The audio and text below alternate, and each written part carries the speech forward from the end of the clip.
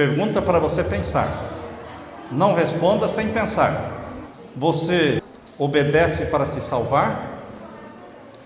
Ou você se salva para obedecer? Vou repetir a pergunta. Você obedece para se salvar? Ou você se salva para obedecer? Guarda essa pergunta com você, porque essa pergunta será respondida através do estudo da leitura da Bíblia que vamos fazer neste momento em João, Evangelho de João, capítulo 8. Evangelho de João, capítulo 8, tem aqui a história da mulher adúltera. Ninguém sabe o nome dessa mulher, é chamada a mulher adúltera.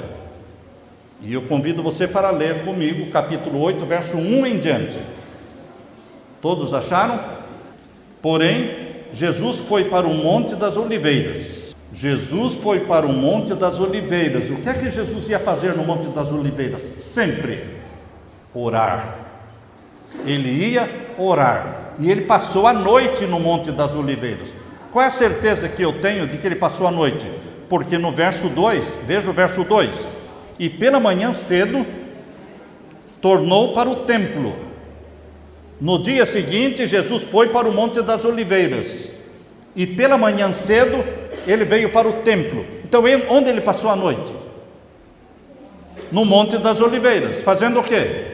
Orando. Jesus dedicava muito tempo para a oração. Nós oramos pouco, vocês sabem que nós oramos pouco. Nós temos que orar mais. Mais oração, mais poder. Orar antes de ligar o carro. Para quê, pastor Samuel, eu fazer uma oração antes de ligar o carro? Eu sei dirigir, eu sei que você sabe dirigir, mas você precisa orar, porque você é dependente de Deus. Só Deus pode proteger você. Orar a Deus antes de comer, orar a Deus quando se levanta, orar a Deus no momento em que se deita, orar a Deus de madrugada quando acorda, orar a Deus antes de comprar alguma coisa. A minha esposa ora a Deus até para comprar um mamão. Fala: Senhor, eu não quero comprar um mamão duro, empedrado, me ajude a comprar um mamão. E olhando o mamão, disse: me ajuda, Senhor, qual mamão eu escolho? Até que um mamão brilhou assim, ela disse: esse aqui. Queridos, nós podemos consultar a Deus para comprar um vestido, para comprar uma roupa, para namorar ou namorar. Você não conhece a pessoa, você não sabe o que a pessoa está pensando, está desejando. Você ora: Senhor, é esta pessoa? É o companheiro? É a companheira para a minha vida? Me diga, Senhor, eu quero fazer a tua vontade. Ore o tempo todo, meu irmão. Jesus orava o tempo todo.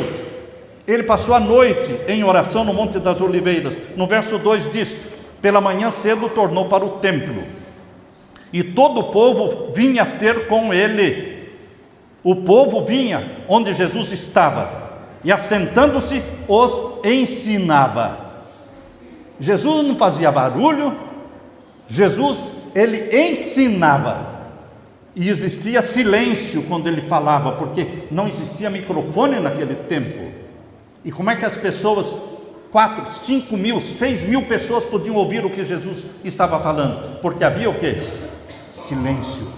Todo mundo ficava atento nas palavras que saíam da boca de Jesus, e ele, se assentando, os ensinava. E os escribas, diz o verso 3, e fariseus, quando você lê na Bíblia, escribas e fariseus eram os inimigos de Jesus, eram os santarrões daquele tempo, pessoas que batiam no peito, dizendo: eu sou santo, eu sou melhor do que você. Eram pessoas arrogantes, presunçosas, orgulhosas, inimigos de Jesus, que era bem humilde e abraçava todo mundo. Então aqui diz que os escribas e fariseus trouxeram uma mulher apanhada em adultério. Vieram arrastando esta mulher pelas ruas da cidade e jogaram esta mulher nos pés de Jesus, dizendo: esta mulher foi apanhada em adultério. Ali estava uma mulher cheia de vergonha, com cabelos todos despenteados, suja, porque foi arrastada pelas ruas. Ela foi apanhada em adultério. Ué, mas onde está o homem? Para ser apanhado em adultério, deveria ter um companheiro com ela. Mas os homens às vezes se safam. Os homens às vezes ficam como se nada tivesse acontecido. Parece que eles exigem que a mulher case de branco, mas parece que ninguém exige que o homem case de branco. Que sociedade é essa? Hein? Se você vê um homem entrando de terno preto no dia do casamento, ninguém fala nada. Agora, se uma mulher entra com vestido amarelo ou cor-de-rosa ou qualquer outra cor que não seja o branco, o tititi já começa. Tá vendo? Ela não teve coragem de colocar o vestido branco, porque ela já teve relação com ele, ela já estava esperando um bebê. A sociedade cobra muito de quem? Da mulher, e não cobra do homem. Mas não existiriam adúlteras se não existissem o quê? Adúlteros. Não existe adúltera sem adúltero, mas trouxeram só o quê? A mulher. Naquele tempo a sociedade era machista, e hoje? Será que mudou? Mudou alguma coisa? Não. Continua sendo machista. Você está vendo quanto feminicídio no mundo? O que é feminicídio? Machismo. Feminicídio, o cara diz assim: você não é minha, não vai ser de mais ninguém, e mata. Isso é machismo? Isso é bíblico? Não. Deus condena, porque aos olhos de Deus, homem e mulher são o quê? Iguais. Iguais. Deus exige pureza de homens e de mulheres. A Leila e eu namoramos 6 anos. Começamos namorando com 16 anos e casamos com 22 anos. 6 anos namorando. Namoramos e casamos virgens. Não tenha vergonha de ser virgem. Não tenha vergonha da castidade. Tem gente que tem vergonha de ser casto, de ser puro. O homem e a mulher, o rapaz e a moça que se mantêm castos, são os melhores para um casamento feliz. Entendem? Mas Deus perdoa a mulher adúltera, Deus perdoa o homem adúltero, mas Deus não quer que você continue. Há perdão quando há arrependimento. Louvado seja Deus, diga amém. Pecar todos pecam. Se alguém disser que não peca, é mentiroso, porque todos nós pecamos. Por isso não podemos acusar ninguém, porque todos precisamos de perdão, e o perdão está disponível para você. Veja agora o capítulo 8 e o verso 4. Verso 4: e pondo-a no meio, disseram-lhe: mestre, esta mulher foi apanhada no próprio ato adulterando. Pode ser que o homem com quem ela estava adulterando também estivesse no meio dos outros homens ali, mas ele estava protegido pela sociedade machista. Veja agora, verso 5: e na lei nos mandou Moisés que as tais sejam apedrejadas. Qual era a pena? Apedrejamento. Queridos, tinha que estar o homem e a mulher, mas eles queriam apedrejar a mulher. Tu, pois, que dizes? Eles queriam pegar Jesus. Será que esses escribas e fariseus aqui, eles eram amigos de Jesus? Não, eles eram inimigos. Trouxeram esta mulher para armar uma cilada para Jesus, para pegarem Jesus. O que eles disseram? Esta mulher foi apanhada em adultério. O que o Senhor disse? O que o Senhor fala? A lei manda matar. Veja agora o verso 6. Isso diziam eles, tentando para que tivessem de que o acusar. Continue o verso 6. Mas Jesus, inclinando-se, escrevia com o dedo na terra.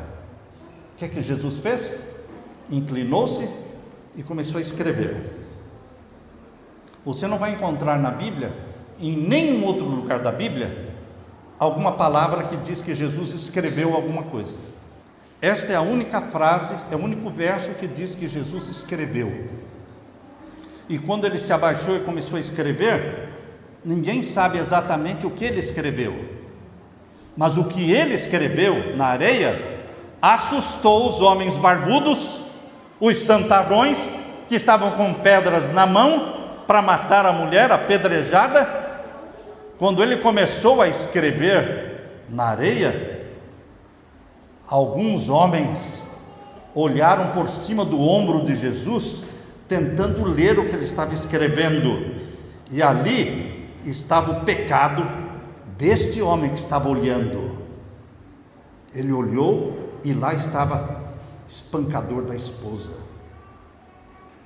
Ele foi saindo de fininho, jogou a pedra, deixou a pedra cair no chão.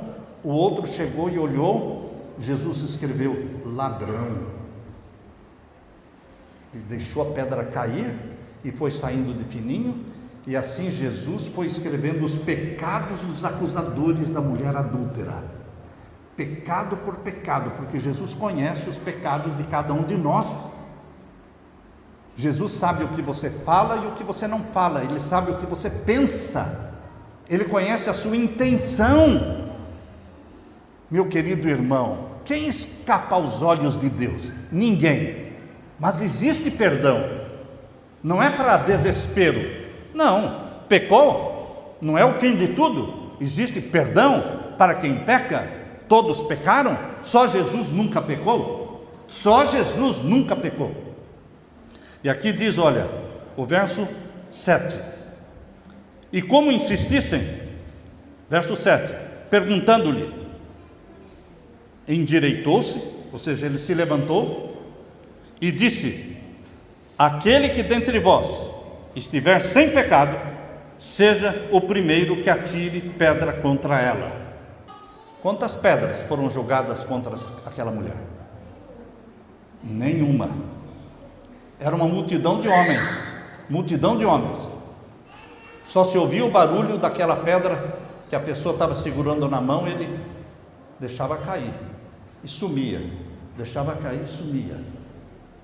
Um por um foi sumindo, desaparecendo. E aqui diz o verso 7: aquele que dentre vós estiver sem pecado, seja o primeiro que atire a primeira pedra contra ela. E tornando-se a inclinar, ele não ficou olhando para os homens, ele voltou a se inclinar e continuou o quê? Escrevendo. O que é que Jesus escrevia? Os pecados daqueles homens, que ele conhecia, ele sabia. Ele conhece os meus pecados, ele sabe dos meus defeitos, ele sabe como é que eu trato a minha esposa dentro de casa. Aquilo que acontece dentro de quatro paredes, só o marido e a esposa sabem. Cada esposa sabe muito bem o marido que tem, e o marido sabe quem é a esposa que ele tem. Eu li um pensamento que diz assim: quem é santo em casa, vai ser santo em qualquer lugar do mundo. Quem for santo em casa, será santo em qualquer lugar do mundo, porque a coisa mais difícil é você ser santo em casa.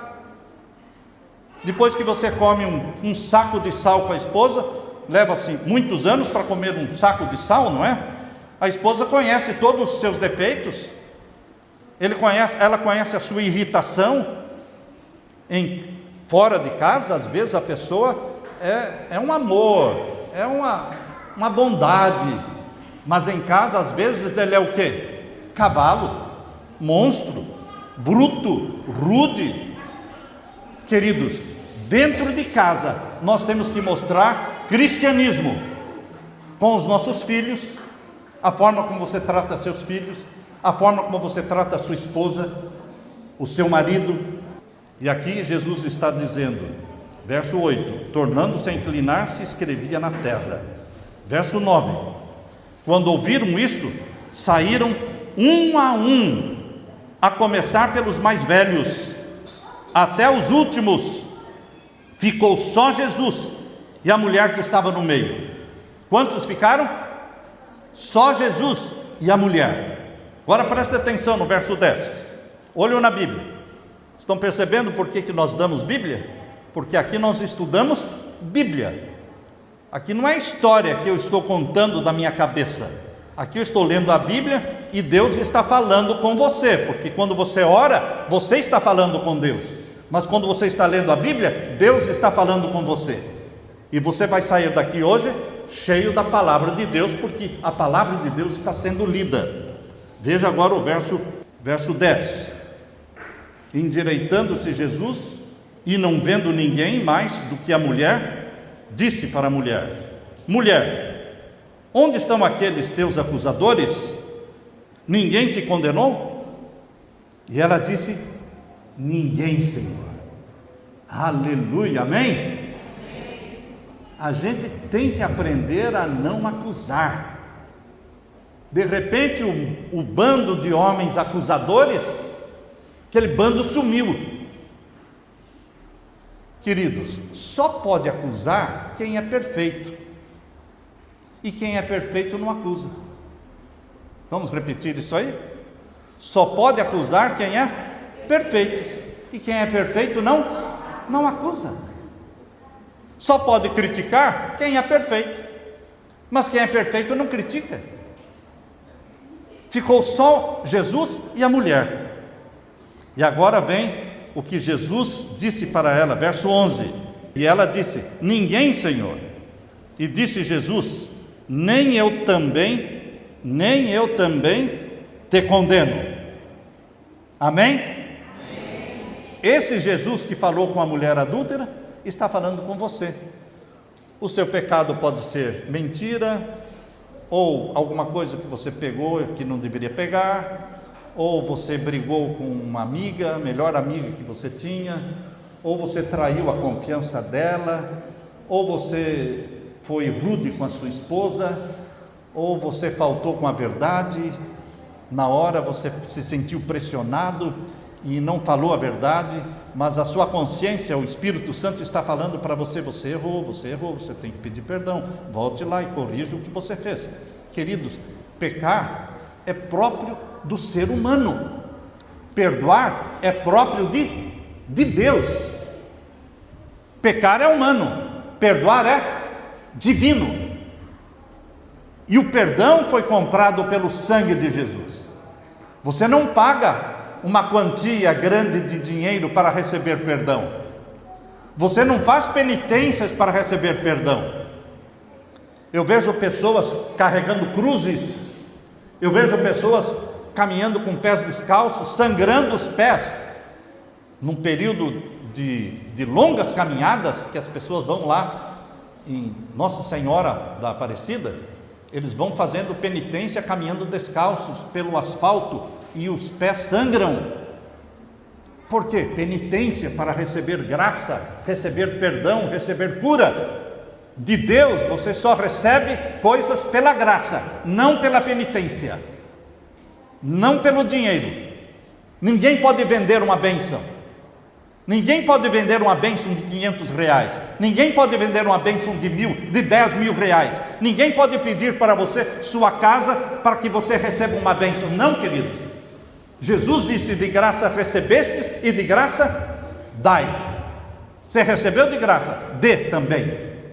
Essa é a religião de Jesus. O perdão é gratuito, foi comprado pelo sangue de Jesus. O perdão chega até você por um preço muito alto: o sangue do Filho de Deus derramado no Calvário. Você foi comprado pelo ouro do sangue de Jesus, pela prata das suas lágrimas. E aquela mulher, Jesus disse: eu também não te condeno. Queridos, agora vamos voltar para a pergunta que nós fizemos no começo. Qual foi a pergunta que nós fizemos no início? Põe a memória para funcionar. Quem se lembra? A pergunta que nós fizemos no início: você obedece para se salvar, ou você se salva para obedecer? Tá certo? Pense um pouco. Agora vem a resposta. O que é que Jesus disse? Eu também não te condeno. O que significa esta frase, eu também não te condeno? Eu te perdoo. A pessoa perdoada está salva ou perdida? Hein? Salva. Pessoa perdoada é pessoa salva. Você foi perdoado e foi saindo ali, o carro bateu em você, você morreu, mas você foi perdoado. Você morreu salvo ou perdido? salvo. Você fez sua oração à noite antes de dormir, confessou os seus pecados, foi perdoado, e à noite teve uma morte súbita, morreu. Você morreu salvo ou perdido? Salvo. Perdoado significa salvo. Mas esta mulher foi perdoada e foi salva antes de obedecer. O que ela obedeceu para receber o perdão? Ela obedeceu alguma coisa para receber o perdão? Jesus exigiu dela alguma coisa para perdoá-la? Não. Jesus simplesmente disse: eu também não te condeno. Ou seja, eu perdoo você. Que Jesus bonzinho, não é? Porque todas as histórias que eu ouço nas pregações, seja na televisão, seja em qualquer lugar, todas as histórias que são contadas em cima de João capítulo 8, essas histórias param aqui. Presta atenção. Todos os sermões que eu ouço por aí param aqui, ó. Eu também não te condeno. Jesus perdoa, Jesus é maravilhoso, Jesus é isso, Jesus é maravilhoso, Jesus perdoa e Jesus salva. Mas a história não para aqui. É esse o ponto. O que vem na sequência? O que vem na sequência? Leia comigo o verso 11. Ela disse: ninguém, Senhor. E disse-lhe Jesus: nem eu também te condeno. Agora o que vem? Vai e não peques mais. Pare de roubar os maridos das outras. Pare de viver em adultério. Você está perdoada. Eu zerei a sua vida. Estou te dando para você o que? Uma folha em branco. Toda a sua vida, não importa se você adulterou 10 vezes, 20 vezes, roubou o marido de 5 outros, não importa, eu perdoo você. Você está salva e perdoada. Mas agora, vá em frente e não volte a viver aquela vida que você vivia antes. Existe um mandamento dos 10 mandamentos?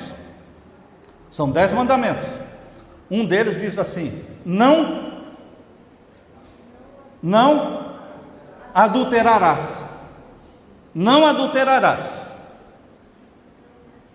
Parece que a grama do vizinho é mais verde, não é? Parece que a grama do vizinho é mais verde, porque você não vive naquela casa.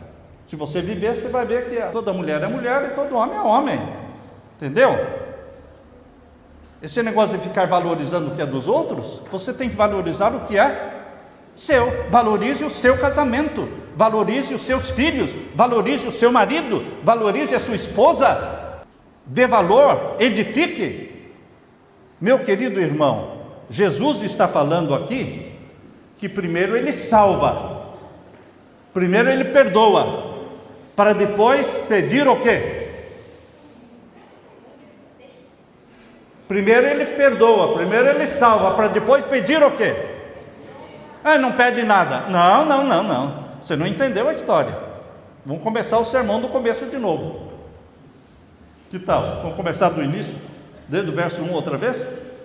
Não, pastor, já passou 30 minutos e a minha esposa já vai mostrar o relógio para mim.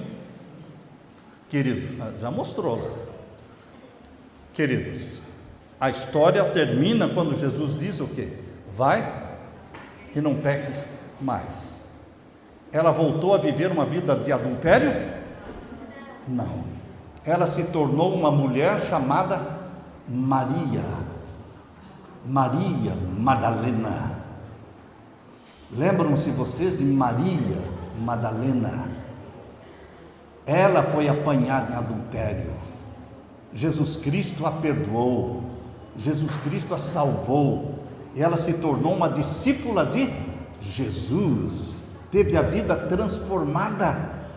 Onde é pregado o Evangelho, é contada a história de Maria Madalena. Quando Jesus Cristo foi morto e foi sepultado, ela foi uma das primeiras que chegou no túmulo de Jesus no domingo de manhã, porque ela estava muito triste porque Jesus tinha morrido e Jesus ressuscitou.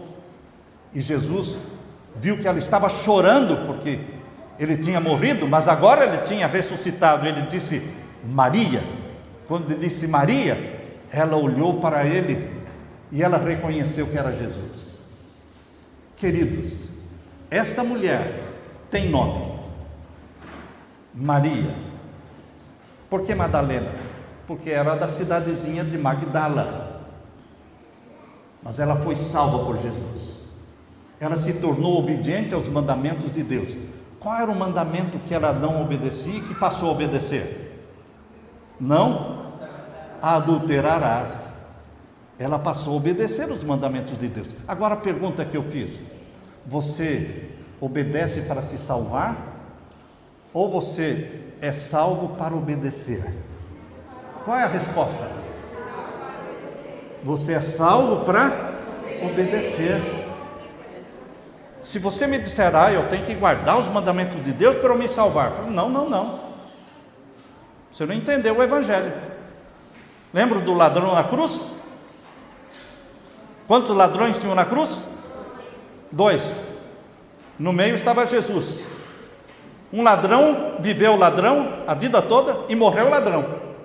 O outro viveu vida de ladrão e não morreu ladrão, porque ele disse: Senhor, mestre, lembra-te de mim quando entrares no teu reino. Ele aceitou Jesus como rei. Lembra-te de mim quando entrar no teu reino. Ele aceitou Jesus como rei dos reis. E Jesus disse: em verdade te digo hoje, eu te dou a promessa, a certeza, você vai estar no paraíso. Queridos, quanta coisa aquele ladrão obedeceu para se salvar? Hein? Quanta coisa ele obedeceu para se salvar? Nenhuma, morreu naquela hora. Então, e se ele continuasse vivo? Me diga aqui, se aquele ladrão não morresse naquele dia, e ele continuasse vivendo ainda mais 10 anos, você acha que ele continuaria transgredindo aquele mandamento que diz não? Como é que é o mandamento que fala lá? Não furtarás. Ele continuaria, se ele foi salvo por Jesus, ele continuaria roubando? Sim ou não? Não, porque você é salvo para obedecer. Você não obedece para se salvar. Se Deus exigisse obediência para se salvar, não precisaria de Jesus para salvar ninguém. Você estaria se salvando pela lei, você estaria se salvando pelas suas próprias obras.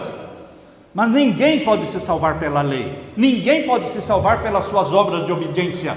A salvação é de graça, é de graça. Agora abra sua Bíblia em Romanos capítulo 3. Romanos capítulo 3. Veja o que diz o apóstolo Paulo. E o verso 20. Aqui diz assim: por isso nenhuma carne será justificada diante dele pelas obras da lei. Ninguém será justificado pelas obras da lei, porque pela lei vem o conhecimento do pecado. E aqui diz o verso 28 agora, Romanos capítulo 3, verso 28. Romanos capítulo 3, verso 28. Por que nós damos Bíblias? Porque tem que ler a Bíblia. A salvação está na palavra de Deus. Capítulo 3 de Romanos, verso 28. Leia comigo. Concluímos, pois, que o homem é justificado pela fé, sem as obras da lei. Você é salvo sem as obras da lei, porque primeiro Jesus salva você, para depois dizer: vá e não peques mais. Vivam a vida de obediência, porque você está salvo. Quem está salvo tem o poder do Espírito Santo para viver uma vida de obediência. A salvação em Jesus não anula a lei. A salvação de Jesus leva você para a obediência à lei de Deus. Por isso Romanos 3,31, leia comigo, Romanos 3,31. Veja aí a tentação de muita gente anular a lei de Deus. Veja aí a tentação, capítulo 3 de Romanos, verso 31. Anulamos, pois, a lei pela fé? A fé anula a lei? É o que Paulo está perguntando. Eu fui salvo pela fé, não preciso obedecer. Não é isso que a Bíblia fala. Paulo está dizendo, verso 31, anulamos, pois, a lei pela fé? O que ele responde? De maneira nenhuma, antes estabelecemos a lei. A lei é estabelecida na vida dos salvos. Para que o ímpio quer a lei? Para nada, ele não quer obedecer a Deus. Mas para os filhos e filhas de Deus, a lei de Deus é importante, porque é a lei do Pai Celestial. E os filhos e filhas gerados pelo Espírito Santo têm prazer em obedecer o Papai do céu. Por isso Jesus disse: eu não te condeno, você está perdoado, você está salva. Mas agora vá e não peque mais. E o Espírito Santo tornou aquela mulher vitoriosa sobre o pecado. Amém? Amém. Pergunta: eu obedeço para me salvar, ou eu sou salvo para obedecer? Salvo para obedecer. Quem quer ser salvo para obedecer? Aleluia, aleluia. Fique com a mão levantada. Deixe-me orar com você. Pai querido que estás nos céus, obrigado porque o Senhor primeiramente nos salva. O Senhor nos perdoa qualquer pecado, por pior que seja. Pode ser tráfico de drogas, pode ser crime, pode ser os crimes mais horrendos. O Senhor perdoa. Quando nós pedimos perdão, a Ti toda a glória, porque a salvação foi comprada pelo sangue de Jesus Cristo. E obrigado, Pai, porque o Senhor nos salva para obedecermos a Tua santa lei, a lei do nosso Pai Celestial. Que o Espírito Santo nos torne fortes, obedientes e puros. Dá-nos a vitória, Pai querido, para que sejamos filhos e filhas que honram a lei do nosso Pai Celestial. Olhe lá do céu as mãos que estão levantadas, derramando o Espírito Santo sobre cada um neste momento. É em nome de Jesus que pedimos e todos dizemos amém, Senhor. Amém, Senhor. Louvado seja o Senhor.